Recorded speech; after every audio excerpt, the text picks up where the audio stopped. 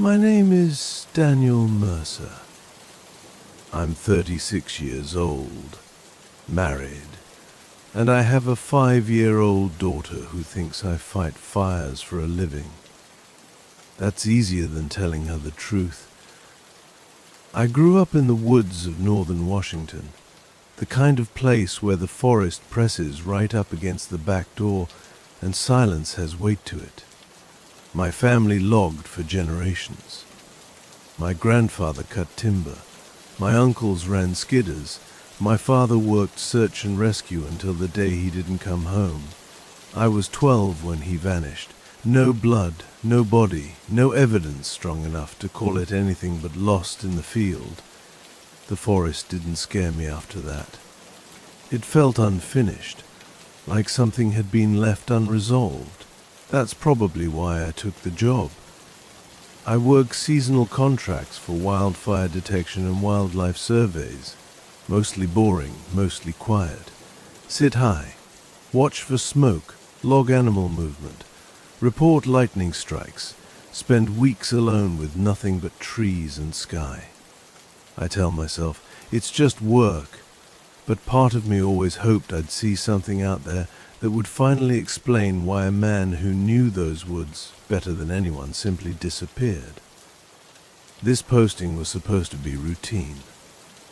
A decommissioned fire lookout tower deep inside protected land, reopened temporarily due to drought conditions. No public access, no hiking trails, just forest for miles in every direction. When I signed the paperwork, the coordinator hesitated.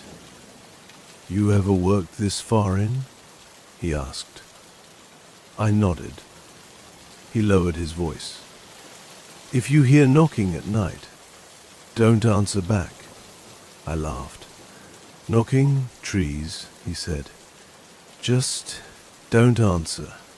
That was the first warning. I didn't take it seriously. I should have. The tower sits on a granite ridge they stopped naming decades ago. Official maps just call it Lookout 47. It's an old steel structure, 4 legs bolted into stone. A narrow staircase climbing into a glass cab no bigger than a small bedroom. No electricity. Solar battery for the radio. 1 cot, 1 table, 1 propane stove. From the top, you can see forever. Endless forest, rolling out in every direction, broken only by distant peaks and scars where old fires burned themselves out. During the day, it's beautiful in a way that makes you feel small but lucky. At night, it's different. The forest doesn't go dark all at once. Shadows stack. Layers disappear one by one until depth stops making sense. The tree line becomes a single wall, like the edge of a photograph. My first week passed quietly. I logged smoke checks, counted deer and elk movement, listened to the radio crackle with weather updates. No cell service, but I didn't miss it. Solitude has a way of slowing your thoughts until they feel cleaner. On the 8th night, something hit one of the tower legs. Not hard, not accidental. A single solid impact, wood against steel. I leaned over the railing and shined my flashlight down. Nothing, just dirt, rocks, and the base of the structure disappearing into shadow. I told myself it was a falling branch. Wind can do strange things at night. I went back inside and made coffee. 10 minutes later, it happened again. Same leg, same height, same deliberate force. I checked the wind gauge, dead calm. That's when the radio hissed. Not static, but something sharper, like interference pushing through the channel. Then a voice, not words, just breathing, low, slow, controlled. I grabbed the handset. Lookout 47 to base. Do you copy? The breathing stopped. The line went dead. I stood there longer than I meant to, staring at the radio like it might explain itself.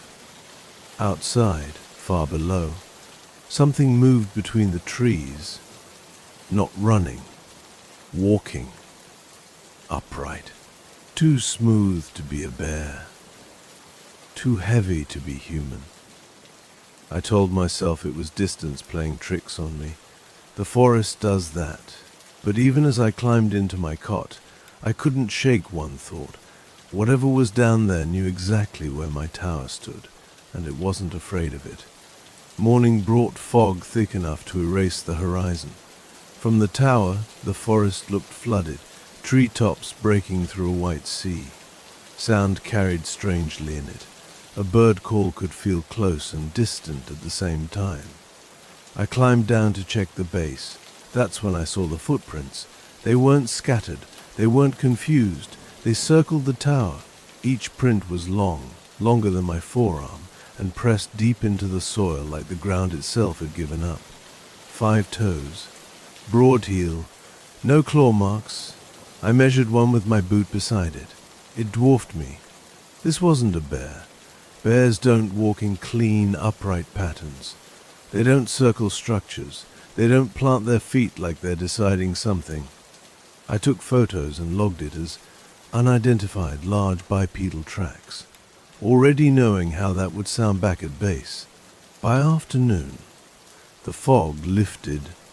That's when I noticed the trees, not broken, bent. Saplings folded at chest height. Young pines twisted together like ropes. The damage wasn't random storm work. It formed a loose line, curving away from the ridge, a boundary. That night, the knocking started. 3 sharp impacts, pause. 3 more, not on the tower this time, from deeper in the forest, wood against wood.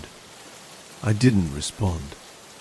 I sat perfectly still, flashlight off, listening. The knocks moved. Closer, then stopped.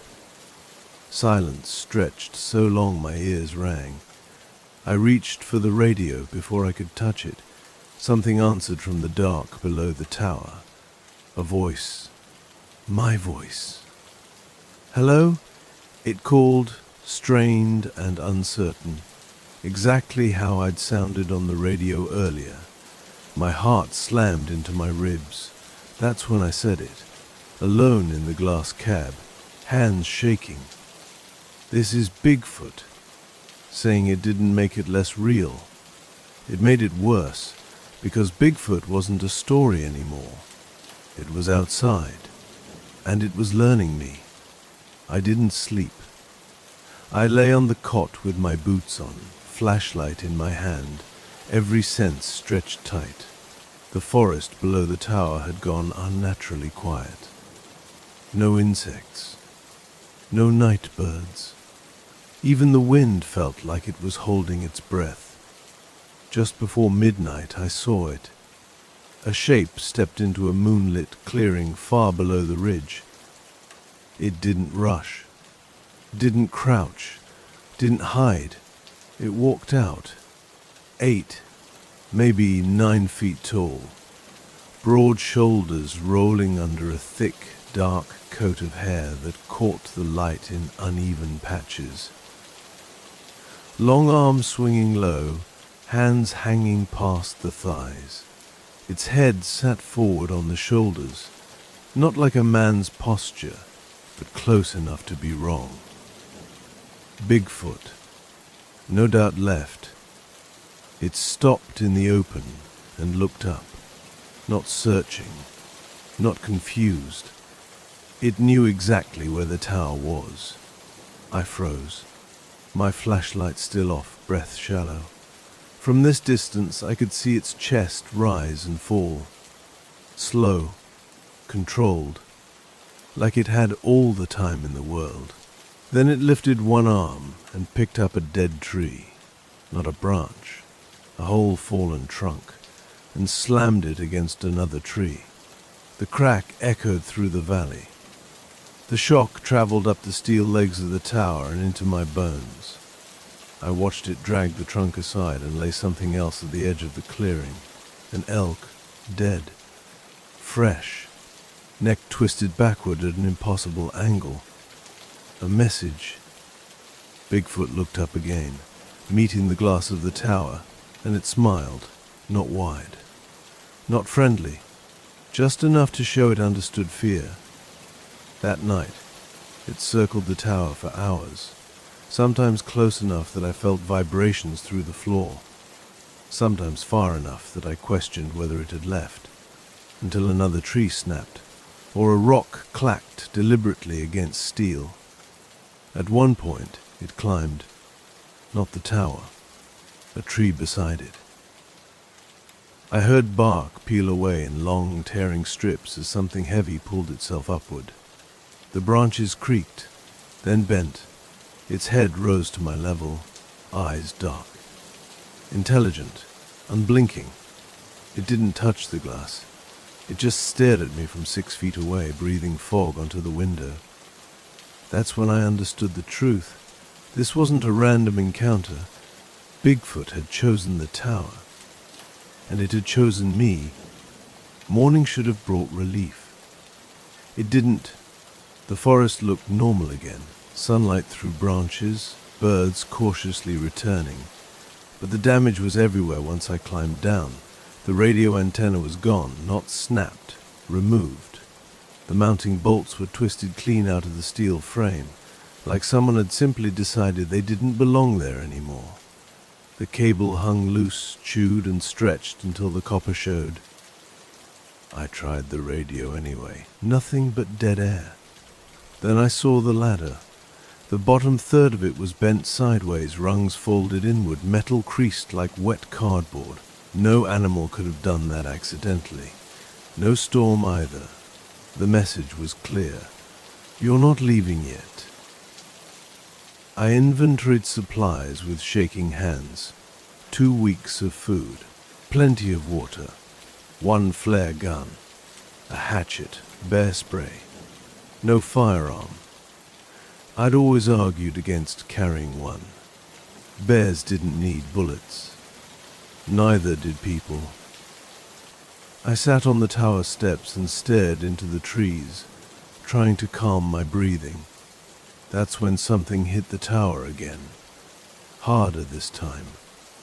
The entire structure rang, steel screaming as the impact traveled upward. I grabbed the railing to keep my balance. Below me, Bigfoot stepped into view. Full daylight. No shadows to hide in. Up close, the size was obscene.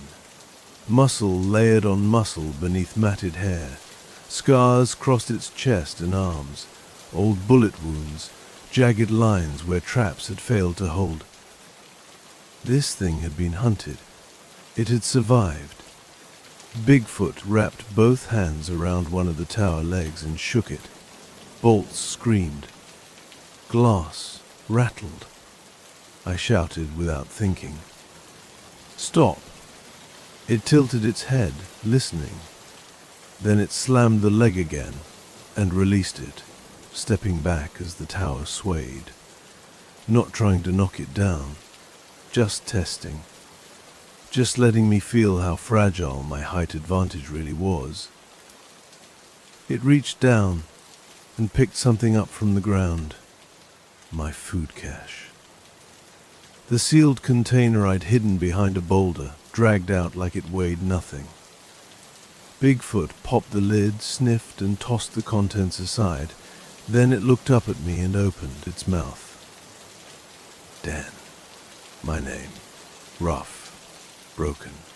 But unmistakable. That was when panic finally took hold. I wasn't waiting for rescue anymore. I wasn't holding out. I was trapped in a tower with something that knew my name, my habits, and exactly how long I could survive without help. And Bigfoot was settling in. I stopped thinking like a lookout. I started thinking like prey. The next 2 days passed without direct contact, and that scared me more than the attacks. Silence meant observation. It meant learning. I forced myself to climb down despite the twisted ladder, using a rope and shaking arms, every sense screaming that this was a mistake. The forest felt wrong, not empty, managed. Paths had been cleared just wide enough for something large to pass through without brushing branches. Saplings were snapped at shoulder height. Moss was scraped away from rocks, exposing dark stone beneath, like markers, territory lines. I followed the bent trees I'd noticed earlier, keeping the tower in sight, moving slowly. The air smelled faintly of rot and wet fur. That's when I found the carvings. Deep gouges in the bark of an old cedar, far higher than any human could reach. Symbols, crude but deliberate. Tall slashes, circles, a shape like a tower with lines radiating outward, warnings. Below them something else, names. Carved clumsily, as if copying letters without fully understanding them. 3 names were legible. One of them was my father's.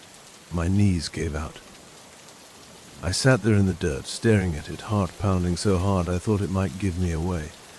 My father hadn't wandered off. He hadn't fallen. He hadn't gotten lost.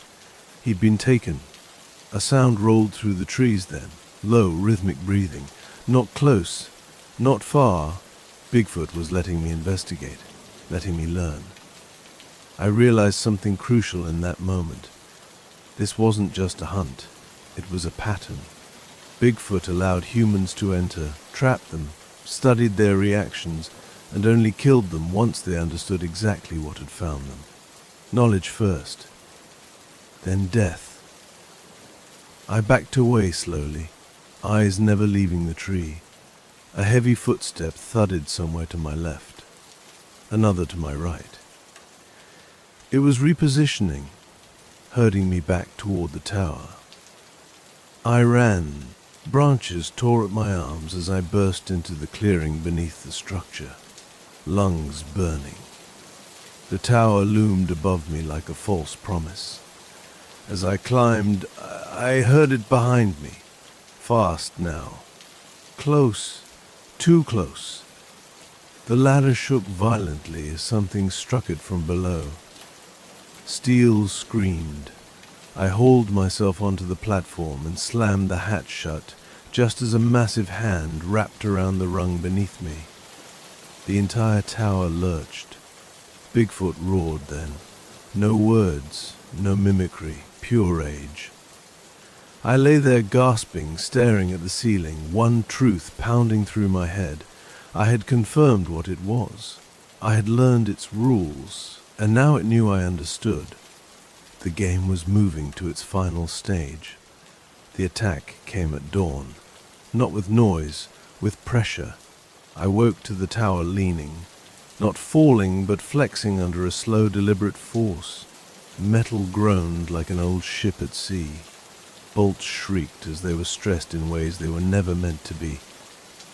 Bigfoot wasn't striking anymore. It was pushing. I crawled to the window and looked down. Bigfoot had braced its back against one leg of the tower, both hands gripping another. Its feet were dug into the earth, toes sunk deep, calves and thighs knotted with muscle. It was trying to bend the structure, not to collapse it, to make me come down. The glass began to spiderweb from the vibration. I screamed into the radio, dead, useless plastic, and fired the flare gun straight down. The flare burst against Bigfoot's shoulder, spraying sparks and burning magnesium. It recoiled, bellowing in pain and fury, slapping at the fire as smoke rolled off its fur. For a moment I thought it would flee. Instead, it grabbed a fallen log thicker than my torso and threw it. The log hit the tower just below the cab. Glass exploded inward. Shards tore across my face and arms. Blood spattered the walls. Cold air rushed in as the cab lost its seal. Bigfoot stepped into view through the shattered window. Close. Close enough that I could see individual scars, pale lines cutting through dark hair. Close enough to see its eyes weren't black like shadows, but deep brown, alert, furious, and focused. It reached up and wrapped one massive hand around the steel frame of the window. The entire cab tilted toward it. I thought of my daughter then, her laugh, her hands on my face. I grabbed the hatchet. When Bigfoot pulled, I swung, not at flesh, but at the hand gripping the frame. The blade bit deep, sinking into thick hide and muscle. Black blood sprayed across the glass. Bigfoot screamed, a sound so violent it made my teeth vibrate, and yanked its arm back, tearing the hatchet from my hands and sending it tumbling into the forest below. The tower snapped back upright. Bigfoot stumbled, clutching its wound. For the first time, it retreated more than a few steps. I collapsed against the wall, shaking, blood running into my eyes. The horror peaked right there, not because I'd hurt it, but because I finally understood something that made my stomach drop. Bigfoot hadn't been trying to kill me yet. It had been preparing me, testing fear, pain, resistance, and now that I'd fought back, the hunt was officially on. I couldn't win a fight like this. The truth settled in hard and cold while I pressed a shirt against my bleeding face and tried not to panic. Bigfoot was injured, yes, but not weakened in any way that mattered. Pain didn't scare it. Bullets hadn't stopped it in the past. Knives and axes were insults, not answers. I needed something it respected, fire, not fear of it, respect for what it did to territory. I remembered my training, old wildfire doctrine. Animals don't just avoid flame, they avoid changing ground. Fire erases scent, trails, and memory. It turns familiar land into chaos. I checked the emergency locker bolted beneath the floor, old equipment. Neglected, but still usable. 2 road flares. 1 drip torch with a half-full fuel can. Fire retardant packs meant for controlled burns. I understood then why this tower had been reopened. Drought conditions.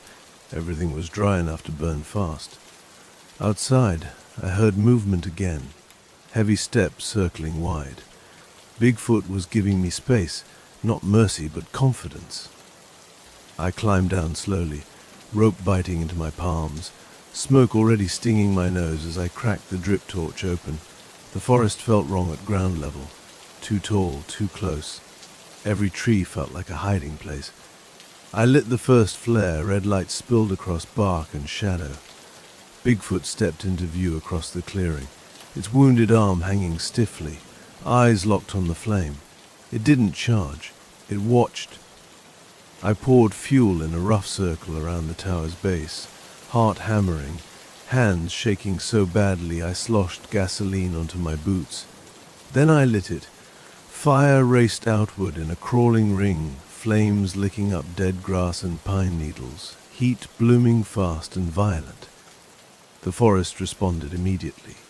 Smoke billowing, embers popping, branches snapping. Bigfoot roared, not in pain but in fury. It advanced to the edge of the flames and stopped. The fire wasn't tall yet, but it was unpredictable, shifting, growing, erasing. Bigfoot took a step closer, another. The heat rolled off the flames in waves, stinging my skin. I met its eyes and shouted, voice raw, this land isn't yours anymore. For a moment, I thought it would come through anyway. Instead, it slammed its fist into a burning tree, snapping it in half, sparks exploding into the air. Then it backed away, not defeated, displaced. The solution wasn't killing Bigfoot. It was breaking the rules of the territory it controlled.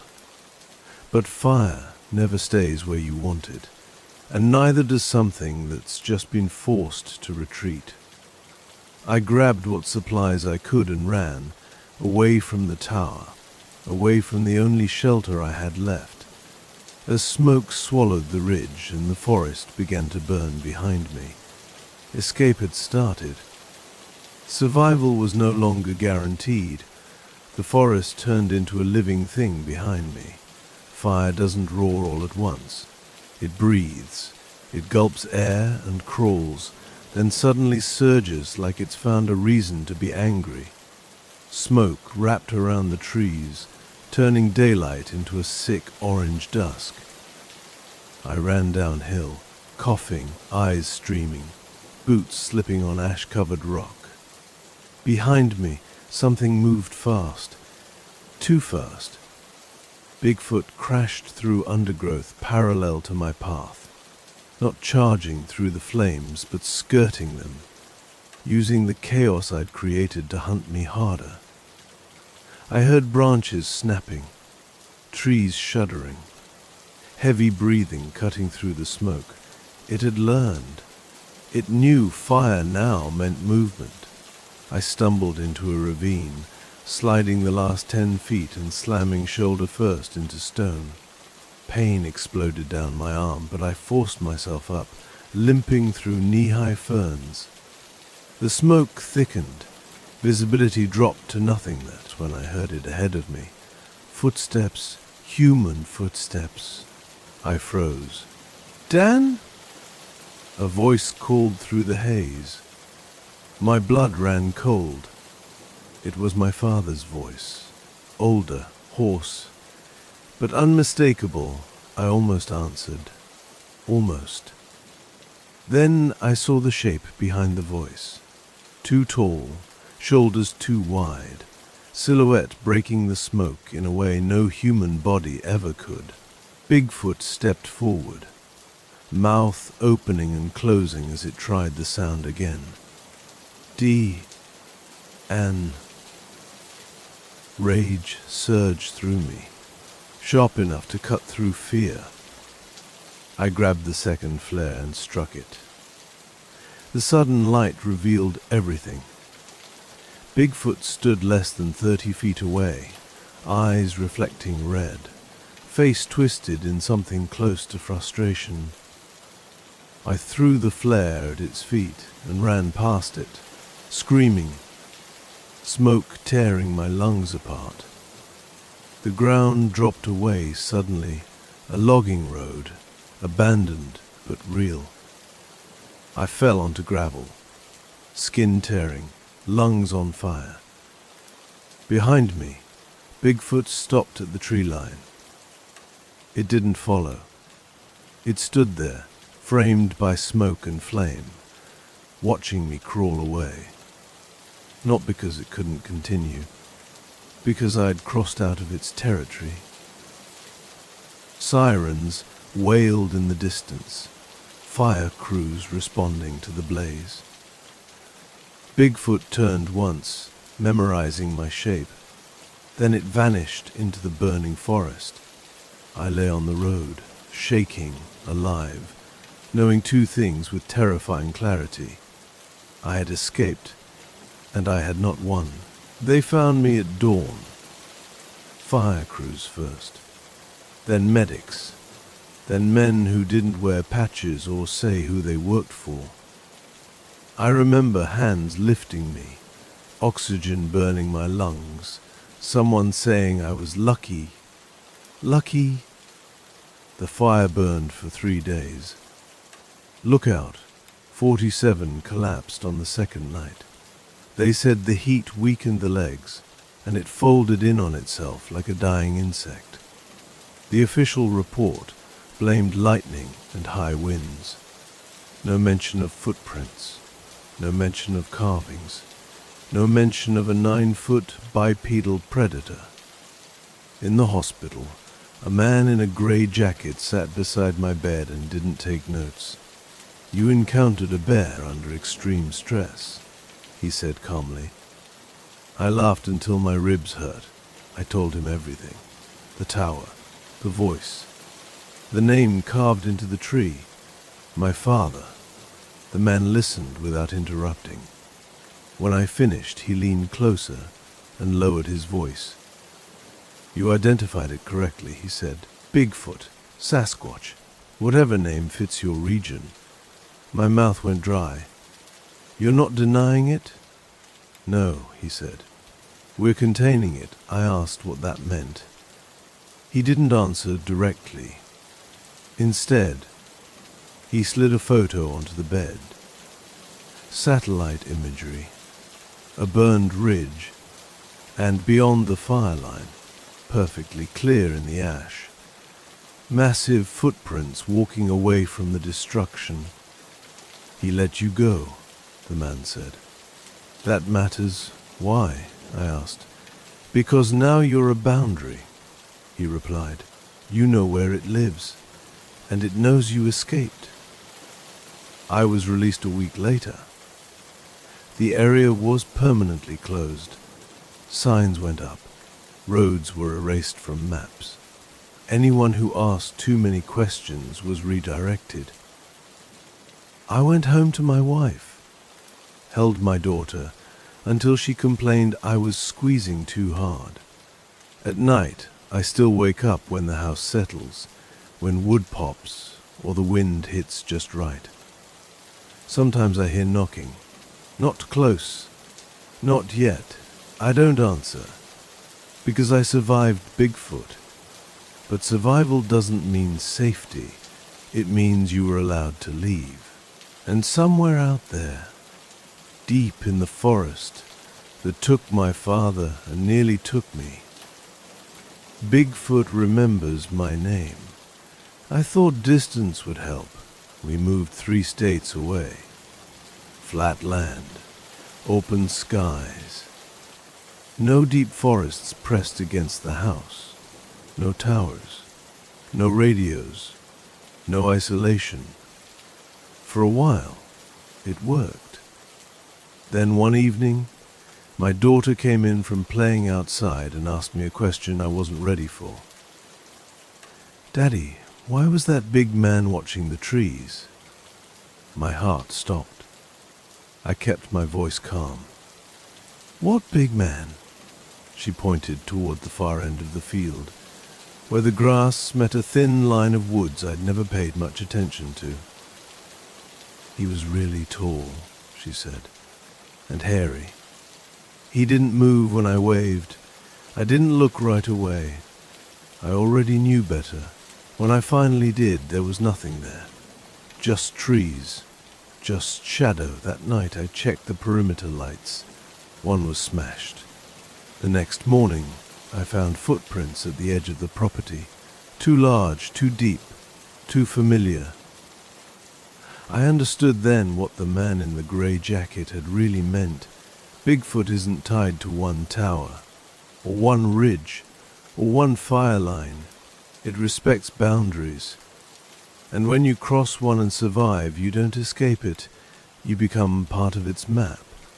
So if this recording ever reaches someone who works alone in the woods, in towers, on roads that don't see traffic anymore, listen carefully. Bigfoot is real. It is physical. It is intelligent. And once you identify it, it may decide to identify you too. That's the end of my story. Not because it's over, but because I'm done pretending it was.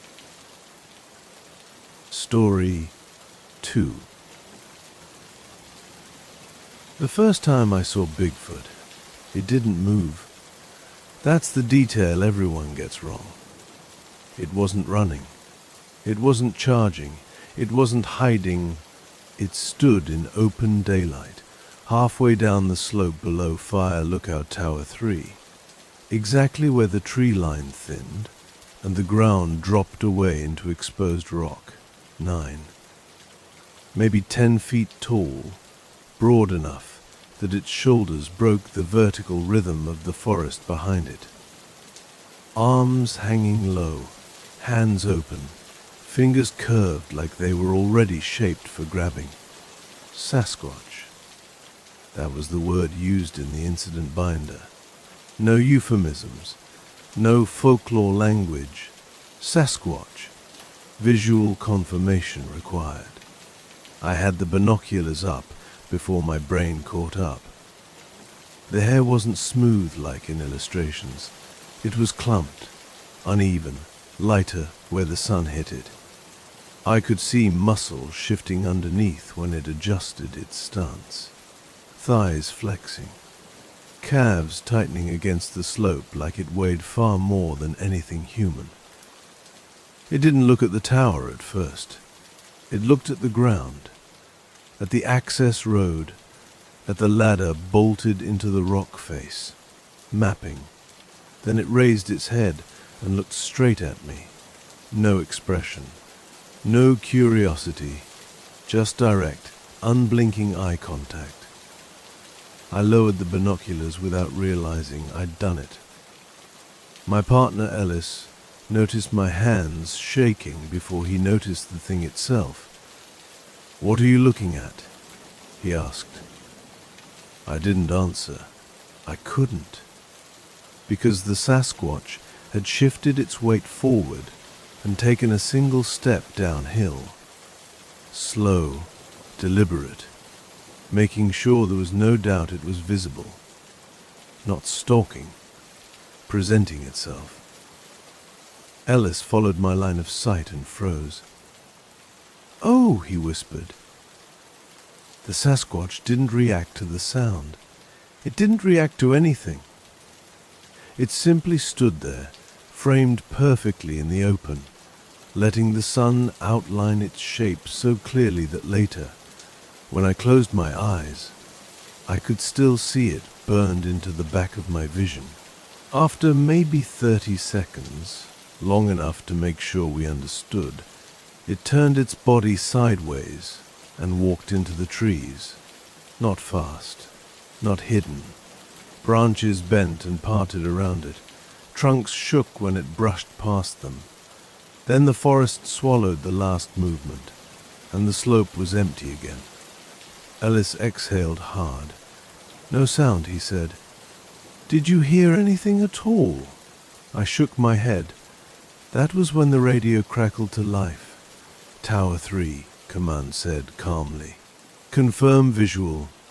I swallowed. "Confirmed," I replied. "Clear daylight sighting. Bipedal, massive. No vocalization." A pause, then understood. "Maintain line of sight discipline." I didn't ask what that meant. Because as I looked back toward the tree line, I realized something that made my stomach drop. The Sasquatch hadn't approached the tower. It had been checking whether we could see it, and now it knew. And somewhere below us, out of sight, something heavy shifted its weight. Close enough that the tower ladder vibrated slightly against the rock.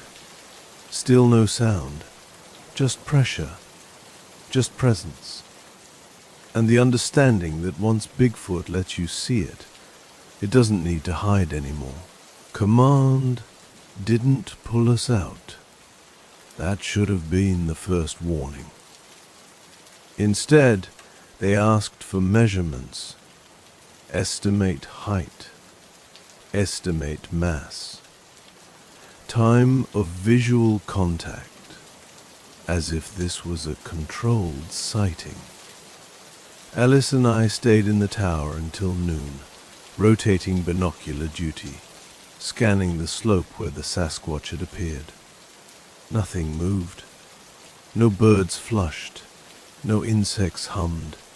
Even the wind felt muted, like the forest was holding itself still. At 12:41, I spotted motion again. Not in the trees, on the access road. The Sasquatch stepped out of the brush and onto bare dirt, completely exposed. Sunlight lit it from behind, outlining every contour. Thick neck sunk into its shoulders, barrel chest rising and falling with slow, heavy breaths I could see but not hear. The arms swung naturally, relaxed, like it had all the time in the world. It walked across the road and stopped dead center. No hesitation, no scanning. It wasn't looking for us. It knew exactly where we were. Ellis whispered, "It wants to be seen." The Sasquatch turned its head slightly, just enough that we could see one eye clearly. Dark, focused, alive with intent. Then it did something that erased any remaining doubt. It reached down and grabbed a fallen log, at least 6 feet long, thick as a man's torso, and lifted it with one arm. No strain, no adjustment. It carried the log a few steps, turned it upright, and pressed it into the dirt beside the road until it stood there on its own. A marker, a boundary. Then it stepped back, looked up at the tower again, and held our gaze. I felt exposed, like the tower walls were made of glass. "This isn't intimidation," Ellis said quietly. "This is instruction." The radio crackled. "Tower 3, Command said, voice tight now. "Do not attempt photography at this time." Too late, my camera was already rolling. The Sasquatch's head snapped toward the movement, not fast, precise. It stepped forward, once, twice. Each step closed an impossible amount of ground. I could see the road depress slightly under its weight. Ellis grabbed my sleeve. "Stop filming." I lowered the camera. The Sasquatch stopped instantly. It stood there for another long moment, then turned away and walked back into the trees, leaving the upright log behind like a signpost. Command didn't speak for nearly a minute. Then quietly, visual dominance confirmed. I didn't know what that meant until later. That night, as the sun dipped and shadows stretched across the slope, I realized the tower lights hadn't come on automatically. Power was still there. The lights were intact. Something had simply reached up and turned them off. And in the fading light, down near the road, a massive shape stood perfectly still beside the marker log, waiting for us to look again. We didn't sleep. Not really. Ellis and I took turns sitting on the narrow bench inside the tower, backs to the wall, eyes locked on the dark window frames. Every few minutes, one of us would stand and scan the slope with night optics, even though we already knew what we'd see. Nothing. And that was worse. At 2:12, the tower shuddered. Not violently, not like an impact. More like something heavy had leaned against the rock below us and shifted its weight. The ladder rattled once, then stopped. Ellis froze mid-breath. "Did you feel that?" I nodded. We didn't look down right away. Some instinct told me that if I leaned over the edge and saw it too close, something irreversible would happen. The radio crackled softly. "Tower 3, report status." Before I could answer, Ellis moved to the window. "I see it," he said. I turned. The Sasquatch stood at the base of the tower, fully visible in the moonlight, close enough that I could see individual strands of hair moving across its shoulders, close enough to make out scars, deep grooves along its ribs and arms, healed long ago. It tilted its head back slowly, following the height of the structure, until its gaze met ours. No sound, no threat display, just that unbearable stillness. It reached out and placed one massive hand against the tower's support beam. The entire structure vibrated gently. Ellis whispered, "It could tear this apart." The Sasquatch didn't pull. It didn't push. It simply let us understand that the tower stood because it allowed it to stand. After a long moment, it stepped back and walked away, disappearing into the darkness between the trees. I exhaled shakily. Why didn't it? Ellis shook his head. It didn't come to take us. Then why come at all? He didn't answer. At dawn, Command ordered a ground inspection of the access road. Ellis volunteered. I should have stopped him. From the tower, I watched him walk toward the marker log. He stayed in the open, every step visible, radio clipped to his chest. Halfway there, he paused and looked back at me, raising a hand like everything was fine. That's when the forest behind him shifted. The Sasquatch stepped out. Not from cover, from the open space between trees. Ellis didn't hear it. He didn't feel it. One moment he was standing on the road. The next, a massive arm wrapped around his torso and lifted him off the ground.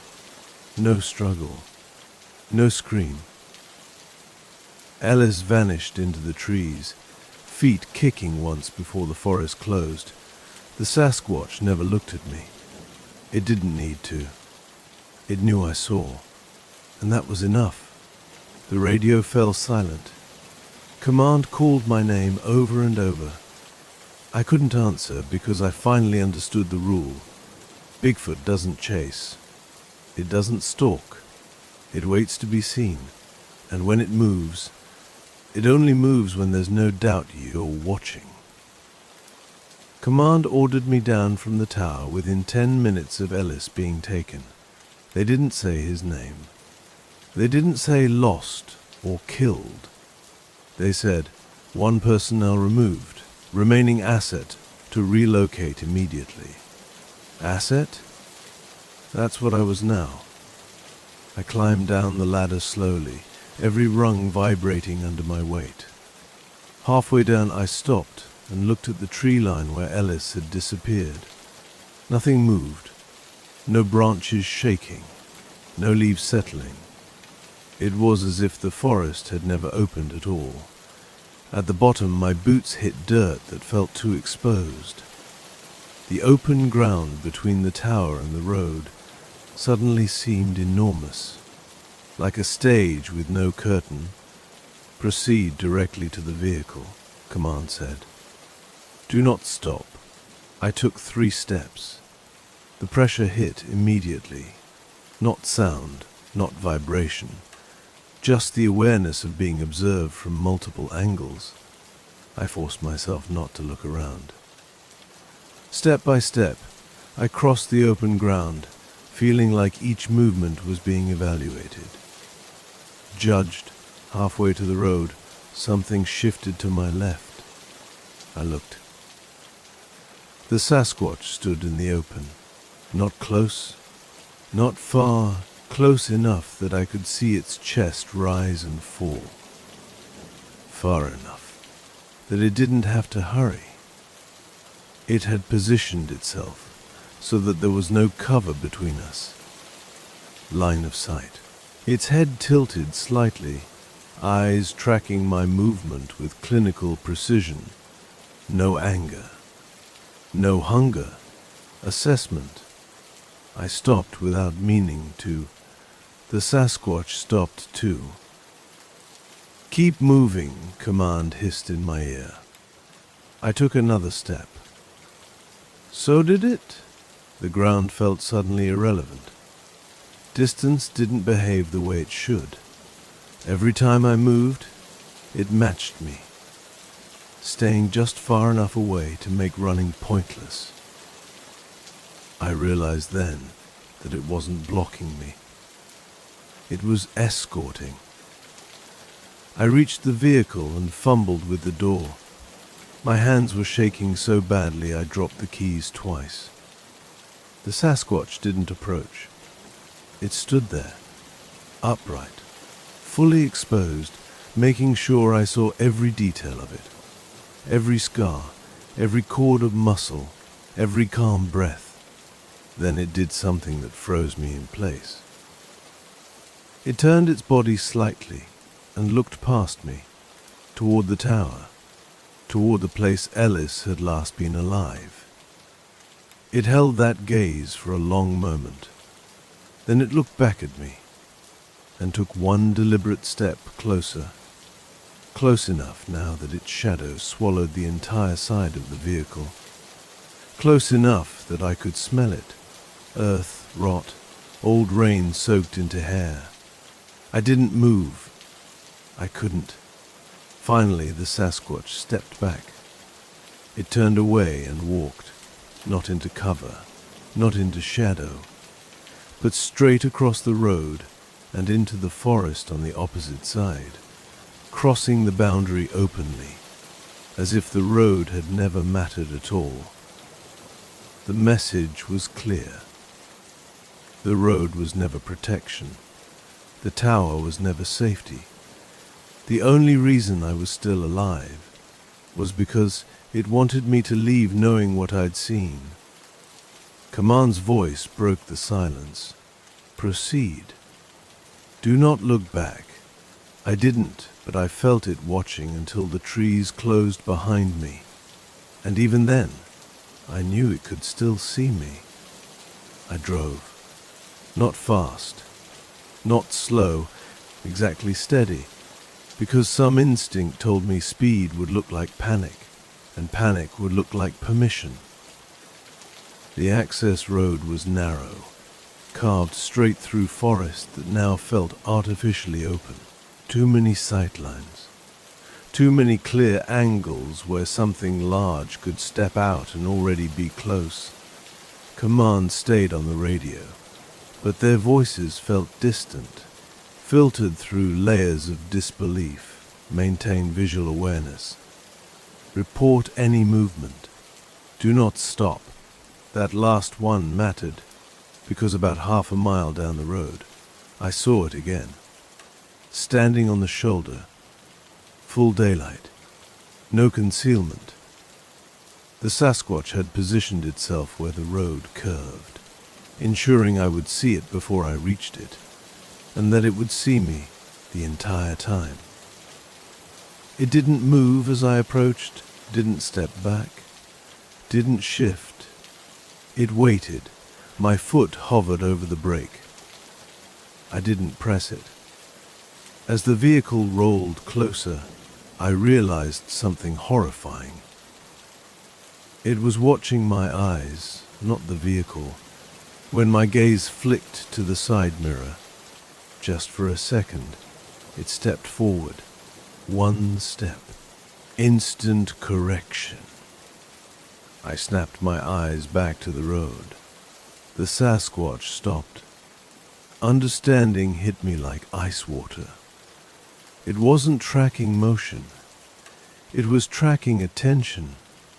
I passed it at less than 20 feet, close enough that the entire driver's side of the car darkened as its body blocked the sun, close enough to see the thick calluses on its palms, the dirt packed into the creases of its fingers. It turned its head slowly, maintaining eye contact through the window as I drove past, not moving its feet, just rotating, keeping me in view until the moment my vehicle fully cleared it. Then, in the rearview mirror, I saw it do something that made my stomach twist. It stepped into the road, not to chase, to stand exactly where I had just been, claiming the space. Command finally sounded shaken. Visual dominance sustained, someone said quietly. Another voice, lower. It's letting you go. That night at the temporary safe zone, they debriefed me for 6 straight hours. I told them everything, the silence, the daylight, the way it moved, only when seen. One analyst leaned back in his chair, pale. So hiding doesn't help, he said. No, I replied. Hiding makes it irrelevant. They exchanged looks. Then the lead investigator asked the question that none of them wanted to hear the answer to. What happens if someone looks away? I didn't answer right away, because I remembered Ellis. The moment he turned his head back toward the tower, the instant he stopped being fully aware. It doesn't chase, I said finally. It corrects. They shut down the site that same night. Fire Lookout Tower 3 was dismantled within a week. The access road was erased from maps. Officially, nothing was found. Unofficially, every few years someone spots a massive shape standing motionless at the edge of a clear cut or road bend, not hidden, not threatening, just waiting to be seen. Because once Bigfoot knows you can see it, it doesn't need to do anything else. They moved me to a windowless room 2 states away. Concrete walls, white lights, no forest anywhere near it. They thought distance would help. It didn't. Because once you've seen something that large move in open space, your brain keeps replaying it, trying to correct what shouldn't be possible.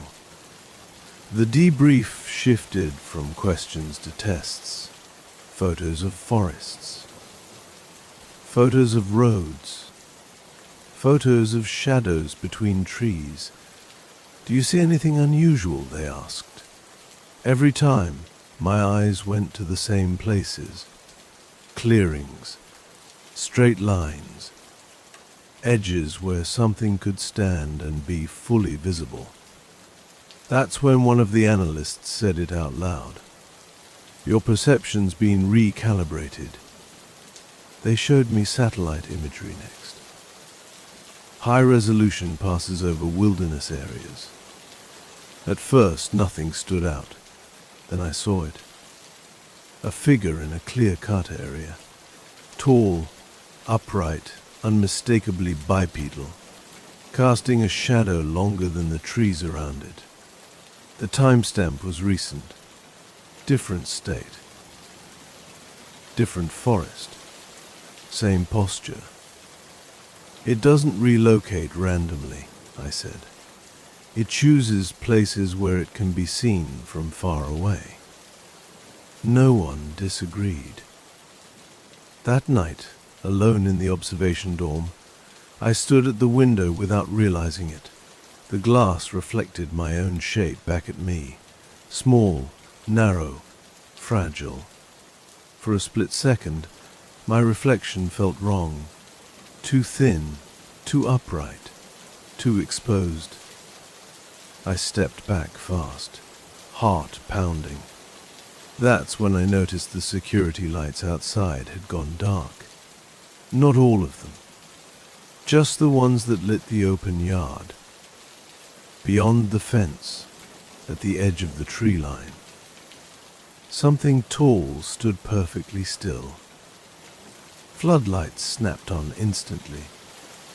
The yard was empty. Guards rushed in, weapons raised. They found nothing. No footprints, no damage.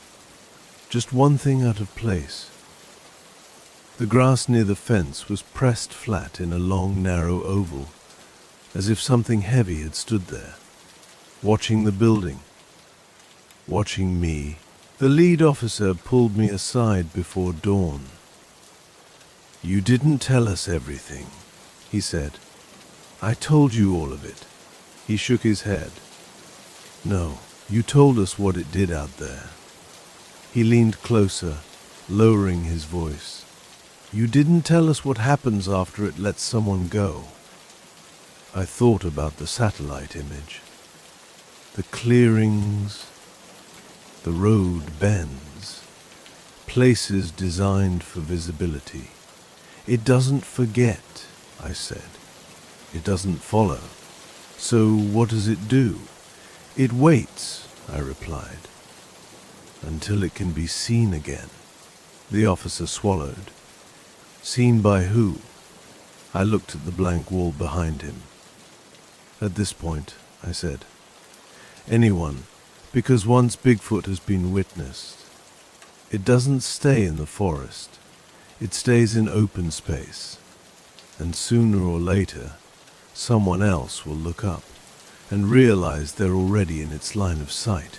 They classified me as non-deployable. That was the word they used when they stopped letting me leave secured areas.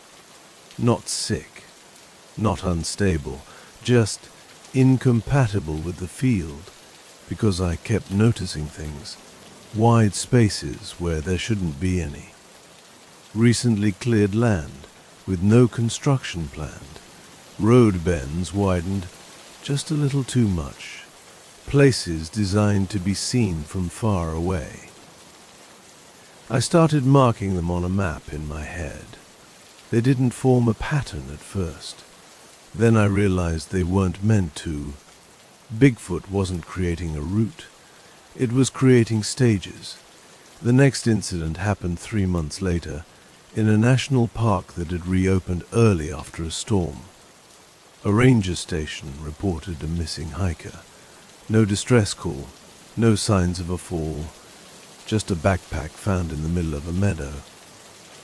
I recognized the meadow instantly when the image hit my screen. Too open, too flat, tree line pulled back unnaturally far. "Don't send anyone in there," I said. They sent a drone instead. The feed was clean at first.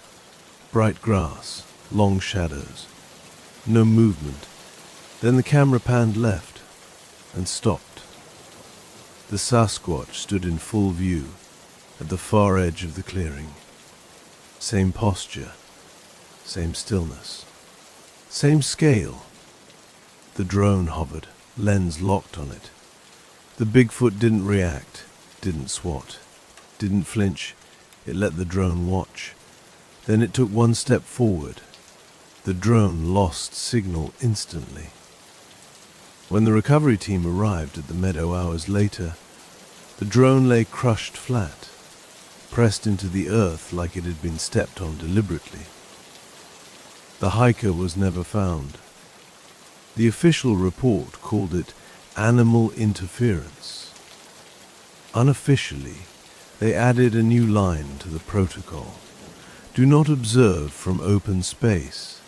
That rule spread quietly, never written down in one place. Rangers learned to avoid clearings. Pilots were told to divert around certain valleys. Survey teams altered routes without explanation. And still, sightings continued. Always daylight. Always silent, always visible. The worst one came from a traffic camera. 4-lane highway. Midday. Cars moving fast. The footage showed a massive figure standing on the median, perfectly still, letting vehicles pass on both sides. No one slowed down. No one stopped, because no one was looking in the right way, until one driver did. The car swerved, hit the barrier. The camera caught the final frame before impact. The Sasquatch had turned its head. Not chasing, just acknowledging that it had been seen. After that, they stopped showing me footage, stopped asking questions, stopped pretending this was contained, because Bigfoot wasn't defending a forest anymore. It was claiming visibility itself, and the more land humans cleared, the more roads they built, the more open ground they created, the easier it became for something enormous to stand in plain sight and wait. They finally let me leave, not because they thought I was safe, but because keeping me contained was starting to draw attention. Low profile, they said. Civilian life. No travel near flagged zones, as if visibility could be quarantined. I moved to a small town with wide streets and empty parking lots. The kind of place designed for cars, not people. I chose an apartment with no trees nearby and kept the curtains closed during the day. That lasted a week, because I started noticing how many places had no blind spots. A supermarket lot cleared down to bare asphalt. A school field mowed flat with the trees pushed back. A stretch of road widened after an accident, never narrowed again. I stopped standing in the middle of rooms. I hugged walls, corners, door frames, anywhere my back couldn't be fully seen. The first civilian sighting happened on a Tuesday. A construction crew was working on a new bypass outside town. Midday, bright sun, plenty of witnesses. One of the workers froze and pointed. Traffic cameras caught the rest. Bigfoot stood at the end of the unfinished road, where the asphalt ended and the dirt began. No equipment around it, no cover, just open ground. The workers didn't scream. They didn't run, they stared. The Sasquatch took one step forward. 3 men backed away at the same time. One didn't. He just stood there, eyes locked, unable to look away. The footage cut when the foreman tackled him out of frame. When it came back, the road was empty. No Sasquatch, no worker. Only a hard impression in the dirt, shaped like a foot longer than a human body is tall. The town called it a hoax. I knew better, because that night, standing in my darkened kitchen, I felt it, that sense of open space pressing inward. I checked the window, across the street in the empty schoolyard. A tall shape stood near the fence, not hidden, not approaching, just present. I didn't turn on the light. I didn't move. I didn't blink. Minutes passed. Then the shape stepped back, just far enough that the fence post broke the outline. Not gone, just partially obscured. A warning. I slept on the floor that night, back against the wall, every light off. By morning, the schoolyard was empty. The fence was bent outward slightly, as if something had leaned there, patiently, waiting to be seen again. That's when I understood the final rule. Bigfoot doesn't need the forest.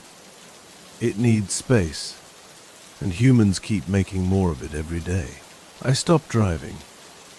Roads were the worst places. Long, open lines where sight stretched too far, and nothing blocked the view. Every curve felt like an invitation. I took a job that kept me indoors, on the second floor of an office building with narrow windows and a parking garage pressed close on one side. Concrete, angles, blind spots. It helped. Until the building across the street was demolished. They knocked it down in 3 days and left the lot bare. No fence, no equipment. Just a wide rectangle of dirt. From my desk, the lot filled my entire field of view. On the 4th morning, I saw it, not stepping in. Already there. Bigfoot stood at the far edge of the lot, where the shadow of a remaining wall cut across the ground. Half of it was in shade, half in sun. Close enough that the distance felt intentional. I didn't move. I didn't reach for my phone. I didn't blink. People passed behind me, talking, laughing, unaware that something massive had entered their visual world. The Sasquatch tilted its head, just slightly, not curiosity, calibration. It took one step forward. I felt my throat tighten. The office noise faded, like my brain had narrowed everything down to that single figure. A co-worker leaned over my desk. "You okay?" I didn't look at him. I couldn't. "Hey," he said, waving a hand in front of my face. For half a second, my attention broke when my eyes snapped back to the lot. It was closer, not by much, but enough. I pushed my chair back hard and dropped to the floor, crawling until my back hit the wall beneath the window. My coworker laughed nervously. "What the hell is wrong with you?" I didn't answer, because from the floor, I could only see sky. No open ground, no figure. After a long time, the weight in my chest eased. Later, I checked the window again. The lot was empty, but the dirt was disturbed. A single massive footprint pressed into the soil near the center, placed there deliberately, like a signature. That night, the demolition site was fenced off. They said it was for safety. They were wrong. Fences don't stop something that doesn't need to cross them. They just create a cleaner frame. I started keeping a list of places that felt wrong. Places with too much visibility, too much space. Because wherever humans remove walls, trees, or cover, Bigfoot doesn't have to search. It just has to stand there at eye level and wait for someone to notice. They called it urban adaptation on the internal brief, as if this was an animal learning to live near people, as if Bigfoot hadn't already understood us better than we understood ourselves. I was brought back in quietly, no uniforms, no badges, just a conference room with tinted windows and a map projected onto the wall. Red shapes marked clearings, construction sites, solar farms, new highways, deforested ridges. The shapes were spreading. "We think it's following development," one analyst said, "appearing where visibility suddenly increases." "No," I corrected him. "It's appearing where attention increases." They looked at me like I was being difficult. I pointed at the map. "You clear land. People look. Machines watch. Cameras watch. Drones watch. It doesn't avoid that. It uses it." They showed me the last confirmed incident. A tourist overlook, freshly renovated, guardrails replaced, trees cut back for safety, panoramic view advertised online. Midday. A family took a photo. The Sasquatch stood behind them in the frame, not charging, not reaching, just standing there, upright, enormous, undeniable. By the time anyone realized what they were looking at, the creature had already stepped back beyond the edge of the clearing. The family survived. That was the point. Survivors spread images, stories, attention, visibility. "Why not kill them?" someone asked. I stared at the image, my skin crawling. "Because killing ends the interaction," I said. "Being seen multiplies it." The analyst swallowed. "So what do we do?" I didn't answer right away. Because outside the building, across the street, a parking structure was being torn down. Concrete peeled away, floors collapsing into open space. From the window, the exposed lot looked wrong. Too wide, too clean. I felt that old pressure behind my eyes. "They won't stop," I said finally. "You can't fix this by hiding it. So what's the protocol?" "There isn't one," I replied. "Not unless you're willing to change how humans build." Silence filled the room. Then someone said quietly, "We just got a call. Another clearing. Another sighting. Another place where something massive could stand, fully visible, and let the world notice it." I didn't need to see the footage. I already knew what it would show. Bigfoot, identified and undeniable, not lurking in shadow, but standing calmly in the open, waiting for the next set of eyes to meet its own. They stopped pretending evacuation was possible. The new directive wasn't avoid anymore. It was minimize exposure time.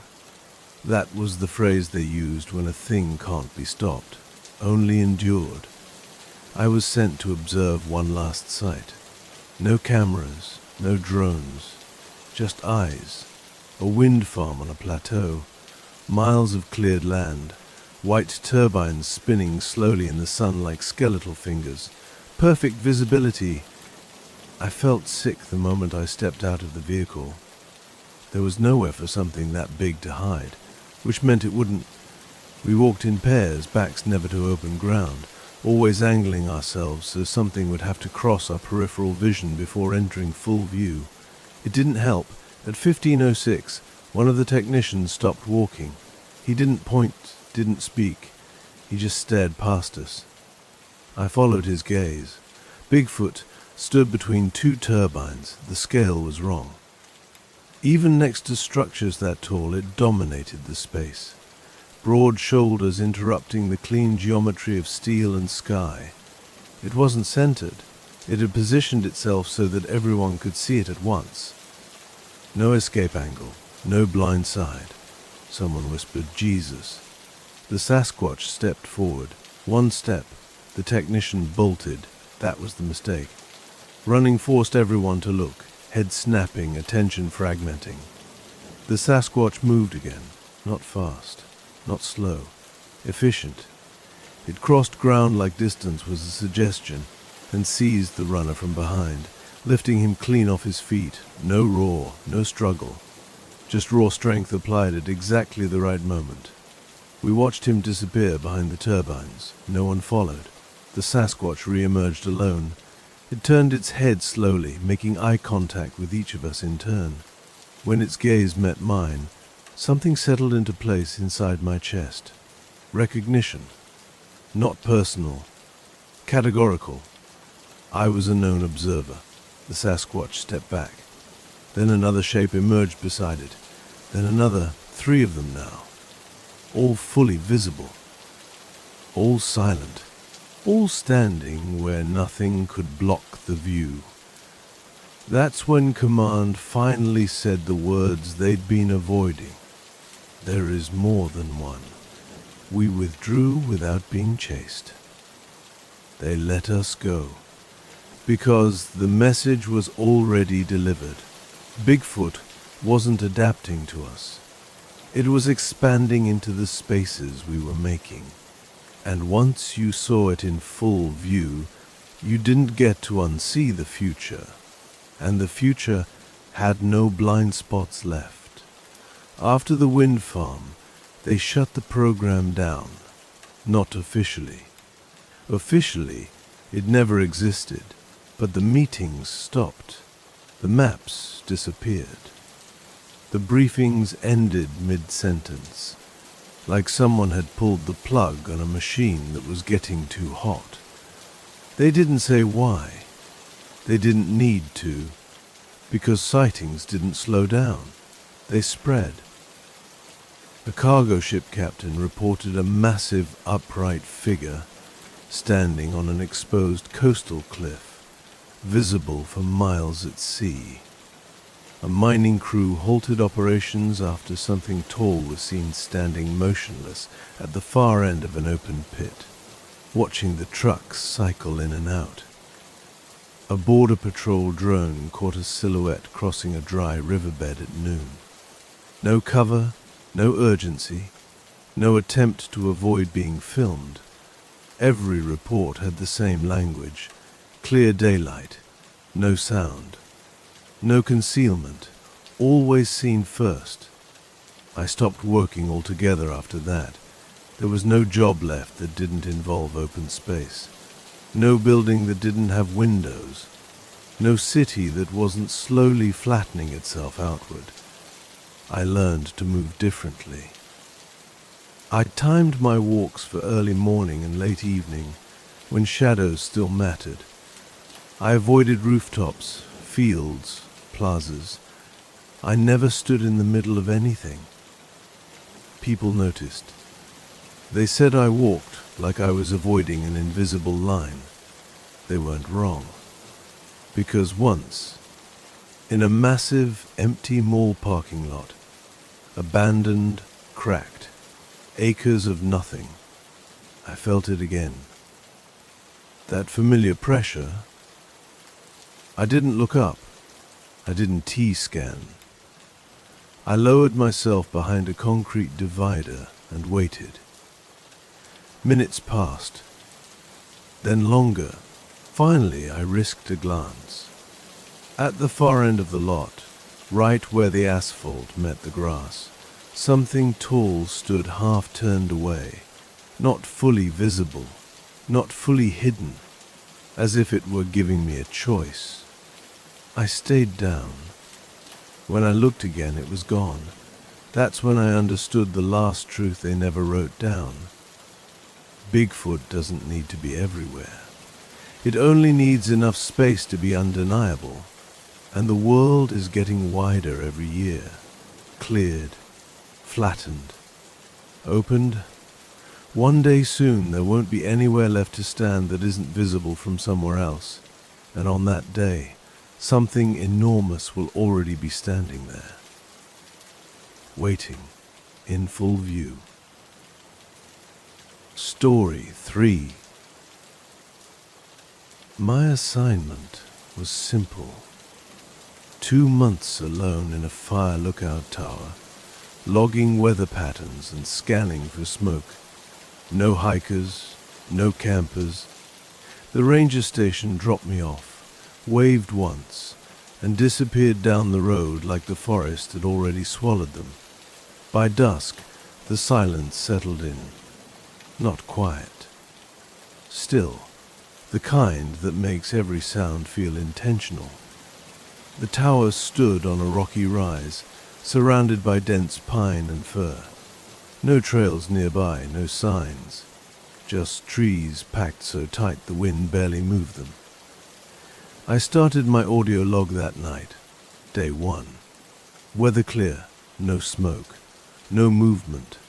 The first knock came after midnight. Tock, single, sharp. Wood on wood. I sat up in my cot, listening. Could have been a falling branch. Trees knock all the time. Then came the second. Tock, tock. Same spacing, same tone, closer. I grabbed my flashlight and stepped onto the catwalk. The beam cut through mist, catching trunks and undergrowth. Nothing else. "Hello?" I called, feeling stupid as soon as the word left my mouth. Silence. I turned to go back inside. Took, took, took. 3 knocks behind me, from the base of the tower. I froze. The sound wasn't random. It was deliberate, evenly spaced. Too controlled to be wind or rot. I leaned over the railing and shined the light straight down. Nothing. No animal. No person.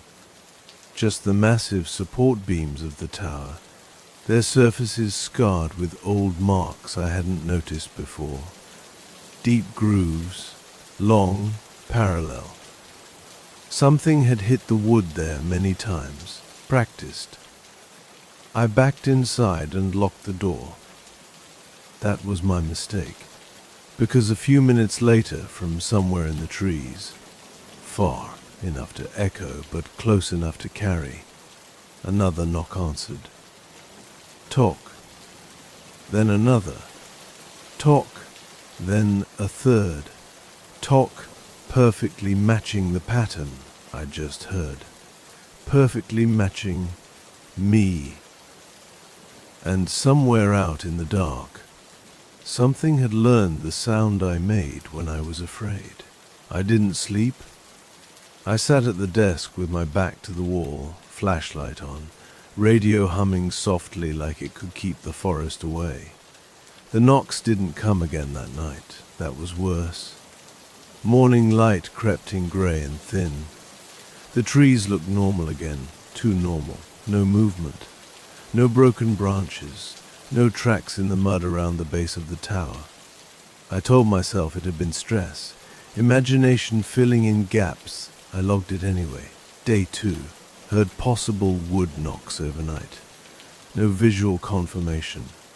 Around noon I heard it again, tock, single knock, clear, close. I was outside this time, scanning the southern ridge with binoculars. The sound came from my left, maybe 100 yards into the trees. I held still, no follow-up. I waited a full minute before exhaling. Then I made the worst decision of the day. I knocked back, not on purpose. My elbow bumped the metal railing as I shifted my weight. Clang. The sound rang out sharp and loud. The forest answered immediately. Tock, tock, 2 knocks. Fast. Excited. From a different direction, my stomach tightened. I scanned the tree line, heart pounding. Still nothing visible. Then another sound joined the pattern. Footsteps, heavy, slow. Each step pressed deep into wet earth. The weight behind it unmistakable. Whatever moved out there wasn't wandering. It was repositioning. I retreated into the tower and barred the door. The radio crackled to life on its own, spitting static in uneven bursts. Between the hiss, I heard something else, a rhythm. Not a knock this time. A hand dragging along bark, testing texture, learning. That night the knocking started again, but now it wasn't random. It was circling the tower. 4 directions, same spacing, same force, like something walking a perimeter and tapping the world to see who answered. I stayed silent. I didn't move, but the final knock came anyway. Right beneath the floor, slow, heavy, intentional, tock. And then a voice, not words, not a call, just breath forced through a throat too big for it. Listening, waiting for me to respond. By the 3rd day, the forest had changed, not visibly. Not in any way I could point to on a map or a report. It felt narrower. Sounds didn't travel the same. Wind died quickly between the trees like it was being absorbed. Even birds avoided the area around the tower, leaving long stretches of time where the only noise was my own breathing. I stopped making unnecessary sounds. Boots came off indoors. Equipment set down slowly. No radio chatter unless required. The knocking still came. Always after sunset, never closer than the trees, never farther than hearing range. Single knock meant notice. 2 meant movement. 3 meant warning. I didn't know that yet. I learned it by accident. That afternoon I hiked down to check the rain gauge. I stayed within sight of the tower, counting steps, keeping the structure in view like a lifeline. Tock. 1 knock from uphill. I froze. Nothing else followed. I took another step. Tock, tock, 2 knocks, closer. My skin prickled. I backed up slowly, eyes scanning between trunks. No sound of movement, no snapping branches, no visual confirmation of anything large enough to make those sounds. I reached the base of the tower. The 3rd knock came from directly behind me. Tock, tock, tock. The air shifted. Something moved fast. Far too fast for its size. Leaves burst upward as a massive shape crossed between trees without making a single footstep sound. I ran. I hit the ladder and climbed without looking down, hands slipping, lungs burning. I slammed the hatch shut and lay there shaking. That night I found the marks, fresh grooves cut into the tower's support beams deeper than the old ones. Sap bled from the wood like open veins. High up, too high for a man to reach standing. The knocking came once, from the tree line. I stayed still. No second knock followed.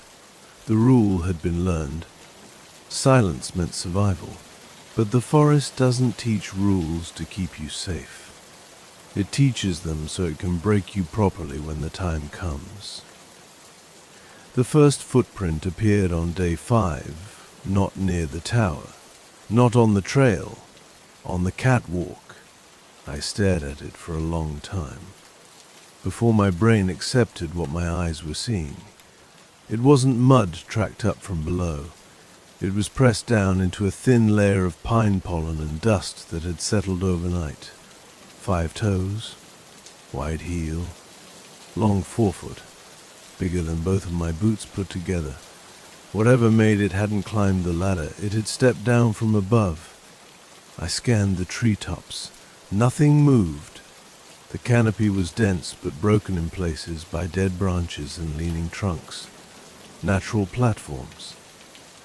I realized then how easy it would be to move high, unseen, watching from angles I never thought to check. The knocking didn't come that night. Instead, I heard something else. Scraping, slow, careful, wood fibers tearing one at a time. I lay on the cot, eyes open, listening as the sound traveled around the tower. Up high, then lower, then high again. Measuring, testing weight, learning structure. At 2:17 a.m. the radio turned on. No static, just a faint thud picked up by the mic. Then another. Knocks. Not from the forest, from the tower itself. Inside the walls, I unplugged the radio. The knocking continued. Directly above my head, I covered my ears and squeezed my eyes shut. The sound stopped immediately. Too immediately, like it had noticed. Morning brought damage. One of the roof beams had fresh gouges, deep and clean, like something had hung there by its fingers. The ladder was untouched. It hadn't needed it. That afternoon I saw it for the first time. Only a fraction. A dark shape moving between treetops. Massive shoulders sliding past a gap in the canopy. No face, no details, just scale. And the certainty that it had been there the whole time. That night, the knock came once, from directly above the ceiling. Tock. The tower shuddered slightly under the weight, and I finally understood the truth I'd been avoiding. The tower wasn't a shelter. It was a perch, and I was the thing being observed. I stopped logging after that. Talking felt dangerous. Even breathing too loudly made my chest tighten. The forest didn't just hear sound, it remembered it. Morning fog wrapped the tower so thick I couldn't see the ground. I stood on the catwalk, gripping the railing, listening. No birds, no wind, no insects, just weight shifting somewhere above the mist. A branch bent, not snapped, bent slowly, testing strength, then released. I backed inside and bolted the door. The knocking returned at dusk, but the pattern was wrong. Tock, pause, tock, tock, long pause, tock. It wasn't signaling anymore, it was asking a question. I didn't answer. Something heavy landed on the roof. The impact shook dust loose from the ceiling, sprinkling down like ash. The metal groaned under the sudden weight. Whatever was up there adjusted itself, claws scraping softly as it redistributed its mass. Then came the smell. Wet fur, old leaves, iron. The hatch rattled once, just enough to let me know it could open it. I grabbed the flare gun and held it with both hands, finger trembling on the trigger. I aimed it at the hatch, breath shallow, every muscle screaming. Minutes passed, then hours. At some point, exhaustion dragged me down into a shallow, terrified sleep. I woke to daylight and scratches on the inside of the hatch. Not deep, not frantic, curious, like something had reached in just far enough to test the space. Outside, the forest had changed again. Trees closer, shadows thicker. Paths I knew now bending subtly away from where I wanted to go. I radioed for extraction. Only static answered. Then faintly, beneath it, talk. One knock, from the direction of the road. It was letting me know the exit still existed, for now, and that if I chose to leave, I'd be doing it under observation. I packed anyway. Staying felt like waiting to be catalogued. Leaving felt like stepping into someone else's rules. I chose movement because it was the only thing left that felt human. I kept my radio off. I wrapped tools in cloth so they wouldn't clink. Even my boots felt too loud against the metal stairs as I descended for the first time in days. The forest accepted me immediately. That was the wrong sign. No knock warned me away. No sound challenged my steps. The trees just opened, Not enough to be obvious, just enough that I didn't have to push through brush like a corridor. I followed the trail markers, I remembered, but they looked wrong now, older, tilted, some freshly scratched. Claw marks ran vertically down one post, deliberate and deep, like a signature. Half a mile in, I heard it. Footsteps, not behind me, matching me, left side. Same pace, same pauses. I stopped. The steps stopped. I took one step forward. So did it. I didn't look. I couldn't. The knock came from ahead. Tock, tuck. 2 knocks. Movement allowed. I realized then what the pattern really was. It wasn't communication. It was permission. Branches creaked overhead as something moved parallel above me, traveling through the canopy without breaking stride. Every now and then, a bit of bark or pine needle drifted down, landing on my shoulder like a reminder. Then the smell returned. Stronger now. Closer. I broke into a run. That was when the forest snapped shut. Brush tore at my legs. Roots rose where they hadn't been before. The trail vanished, replaced by a slope that dropped sharply into shadow. I slid, hit hard, and rolled into a shallow ravine. The knock came again. Tock. Single. Close. I looked up. It stood on the edge of the ravine, half hidden by fog and branches. Taller than any man. Arms hanging too long. Head low, shoulders hunched forward like it was built to move through trees, not stand in open ground. I didn't see its face. I didn't need to. Its presence pressed down on the air, thick and heavy, like the moment before a storm breaks. It didn't move toward me. It just watched, learning what I did when I fell. Above me, wood creaked as it shifted its weight. The knock echoed one last time, softer now, satisfied. And then it turned and disappeared into the trees, leaving me in the ravine, bleeding, shaking, and finally understanding. I wasn't escaping. I was being released, just enough to see how far I could go. I climbed out of the ravine at dawn with hands that wouldn't stop shaking. The forest looked ordinary again. That was the cruelest trick. Sunlight filtered through the canopy.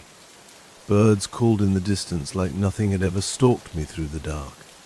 But the ground told a different story. Tracks not following me, framing me. Huge impressions pressed into the soil at irregular intervals, never in a straight line, always appearing just ahead of where I'd been forced to turn. It wasn't trailing me. It was predicting me. I tried to change direction. Within minutes, the knocking returned. Tock, single. From behind. I stopped. Tock, tock. 2 knocks from the right. I turned left, heart hammering, lungs burning. The forest corrected me, branches thickened. Thorns caught my jacket. The ground sloped into wet, sucking mud. Every wrong move felt guided, not by sight, but by sound. When I followed the knocks, the path eased. That's when I realized the truth that broke something inside me. It wasn't chasing, it was herding. By midday, I reached an old ranger cabin I barely remembered from training. Rotted porch, caved roof, door hanging crooked. I rushed inside and slammed it shut, shoving a rusted table against it. Silence fell hard, too hard. Then the knocking started again, not outside, on the cabin walls. Soft at first. Curious, then heavier, measured. Each knock traveled the structure, mapping weak points, listening to echoes, feeling how fear moved through the space. I heard breathing on the other side of the wall. Slow, controlled, patient. The wood bowed inward slightly. Not breaking, testing. I backed into the far corner, clutching the flare gun, knowing it wouldn't matter. Fire scares animals. This wasn't an animal. A massive shadow passed across the warped window, blocking the light entirely. For a moment I saw its outline. Broad chest, hunched neck, arms that reached too low. Then a final knock came, from inside the cabin, directly behind me. Tock! I screamed and spun. The corner was empty, but the smell was everywhere now, thick and choking. And the knocking stopped, not because it had left, because it had learned everything it needed to know about how I would react. And the lesson was complete. I didn't leave the cabin. I couldn't. My legs refused to work, locked in place by the kind of fear that doesn't scream. It numbs. The silence pressed in so hard my ears rang. No knocking, no footsteps, no breathing. That was when I understood the most dangerous rule of the forest. When the sound stops, it's because the test is over. I waited until dusk before moving. The light faded slowly through the warped window, stretching the shadows until they didn't line up with anything real anymore. I stood up carefully. The floor creaked, immediately from somewhere deep in the woods. Tock, single knock, acknowledgement. I swallowed and moved one step toward the door. Nothing, another step. Tock, tock, permission. My hands shook as I pushed the door open. The forest beyond the cabin looked wrong. Trees leaned inward at subtle angles, branches overlapping in places they hadn't before. Paths existed only when I stood still, then vanished when I moved. I followed the knocks. Not because I wanted to, because every time I didn't, something shifted behind me, heavy, close. The sound changed after sunset. The knocks became softer, slower, almost gentle, not wood on wood anymore, flesh on bark, a hand, testing rhythm. I realized with a sick certainty that it wasn't just communicating anymore. It was teaching me how to move without angering it, how to step quietly, how to pause at the right time. By the time night fully fell, I was moving like it did, careful, measured, silent. That's when I saw the clearing. Circular, perfectly flattened. Trees snapped at shoulder height and arranged outward like spokes of a wheel.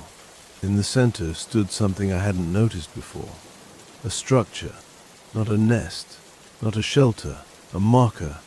Tree trunks stacked and woven together, dark with old stains. Scratches layered on scratches, each one deliberate, each one familiar. I'd seen those marks before, on the tower, on the cabin, on the trail signs. This wasn't territory, it was a boundary. The knocking stopped completely. The smell flooded the clearing, and from behind me, close enough that its breath stirred my hair, something leaned down. I didn't turn, I didn't need to, because I finally understood what the knocking zone really was. Not a place you enter, a place you are allowed to remain. As long as you follow the rules. And tonight, I had reached the center. I stood in that clearing until my legs started to tremble. The air was warmer there, stale, heavy with the smell of old fur and rot and something coppery that clung to the back of my throat. The ground beneath my boots was packed hard, layered, years of movement pressed into the soil. This wasn't a meeting place. It was a used place. Something shifted behind me. Slow, careful, so close I could feel the displacement of air, the subtle change in pressure against my back. I forced myself not to turn. Every instinct screamed at me to look, but the rules were clear now. Looking was a response, and responses had consequences. A sound came from directly beside my ear, not a knock, a breath, deep, wet, controlled. It leaned in, and I realized how tall it truly was. Not just standing height, but presence. It felt like the forest itself had compressed into a single shape behind me. Then it did something worse. It knocked, once, not on wood, on the ground, right next to my foot. The vibration traveled up my leg and into my bones, Tok claim. I felt something brush the back of my jacket. Fingers, not claws, long and thick, skin rough like bark, tracing the outline of my spine with unsettling precision. It was learning my shape, mapping me the way it had mapped the tower. The clearing answered. From the surrounding trees, distant knocks echoed back. Fainter, slower, like replies. Multiple. This wasn't the only one. This was a network. The thing behind me straightened. I heard joints shift, muscles sliding under weight. It took one step back, then another, permission. I stumbled forward, nearly falling, and stopped at the edge of the marker structure. Up close I saw what the dark stains really were. Handprints, not human wide palms. Long finger smears dragged downward, layered over each other like signatures left by different individuals. A record. I was being added behind me. Something heavy moved off into the trees, branches bent high above the ground, traveling away without sound. The forest exhaled, and for the first time since the first night, there were no knocks, no guidance, no permission. Just the understanding that the rules were now inside me. I didn't know how long I stood there. I only know that when I finally turned around, the clearing was empty, and every path leading out of it looked wrong, too open, too inviting, like mistakes waiting to be made. I chose a path at random. That's what I told myself anyway. In truth, it was the only one that didn't make my stomach twist the moment I looked at it. The others were too straight, too clean. Trails don't look like that in old forest. They look used. The moment I stepped out of the clearing, the air cooled. The smell faded. Birds began calling again, hesitant at first, then louder, as if sound itself was being slowly returned to the world. I walked for hours, no knocks, no footsteps. That was worse than being followed. Every so often I'd find something that stopped me cold. A snapped sapling bent at chest height. A handprint pressed into dried mud on a rock. Bark peeled away in long vertical strips, exactly where my shoulders would brush if I passed too close. Corrections. The forest wasn't stopping me. It was reshaping me. Late afternoon I reached what should have been the service road. Instead I found the tower, my tower, standing intact on the same rocky rise exactly where I'd left it days ago. I stared at it, heart pounding. I hadn't walked in a circle. I'd tracked the sun. I'd marked trees. I knew my direction. The forest didn't care. The knocking came back then. Soft, almost polite talk from the base of the tower. I didn't answer. I backed away slowly, eyes never leaving the structure. As I retreated, the tower seemed to lean slightly, perspective shifting in a way that made my head ache. The knock repeated, closer, sharper, insistent. Talk. I ran, branches tore at me. Roots grabbed at my boots. The sounds of my movement echoed too loudly, bouncing in strange ways that made it impossible to tell where anything else was. I burst through a stand of trees and stumbled onto asphalt. A road, cracked, overgrown, but real. I collapsed onto it, laughing and crying at the same time, fingers digging into the solid surface like it might disappear if I let go. Behind me the forest stood still. No knocks, no pursuit, just trees. A truck found me at dusk. Search and rescue. They wrapped me in a blanket, asked questions I couldn't answer properly. I kept looking past them, waiting for the sound. It never came. Weeks later, safe and far away, I still wake up listening, because sometimes, just before sleep, I hear it. Not outside, not in the walls, inside my chest. A single slow knock, talk, and I know the forest remembers me, and I know someday it will want its sound back. They said I was lucky. That's the word everyone used. Lucky I was found alive. Lucky I didn't lose my mind. Lucky there were no visible injuries beyond dehydration and shock. I let them believe that, because how do you explain that something followed you without moving? Back home, the world felt too loud. Cars, voices, doors slamming. Normal noises made my skin crawl. I learned quickly that sound was dangerous, not because it attracted anything anymore, but because it reminded me. I stopped knocking on doors, stopped tapping tables, stopped pacing. Any repetitive sound made my chest tighten. At night, I dreamed of the clearing, but the dreams changed.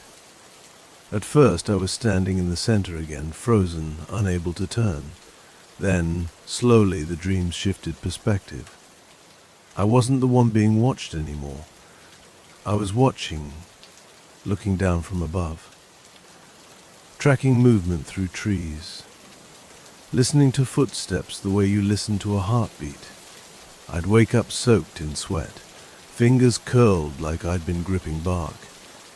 Then the incident started. A neighbor complained about knocking sounds coming from my apartment wall late at night. Building maintenance found nothing. No pipes, no animals. I heard nothing. At work, someone joked that I walked too quietly, that they never heard me coming. I laughed along, but inside my stomach twisted. I wasn't trying to be quiet. It just happened. One evening, months later, I was walking home when I passed a small wooded lot between buildings, just a patch of neglected trees fenced off from the street. As I walked by, I felt it, that pressure, that familiar narrowing of the air. From deep inside the trees came a sound so soft, no one else on the sidewalk noticed it. Toke, single knock, not a call, a check. My body reacted before my mind did. I stopped. The knock didn't repeat. I walked on. That night, lying in bed, I finally understood the last rule, the one the forest never needed to teach out loud. The knocking zone isn't a place.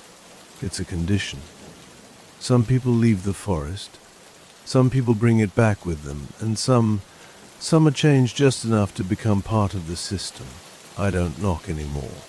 But sometimes, when I'm alone and perfectly still, I feel the urge to, and I don't know if resisting it means I survived, or if it just means I haven't been called back yet.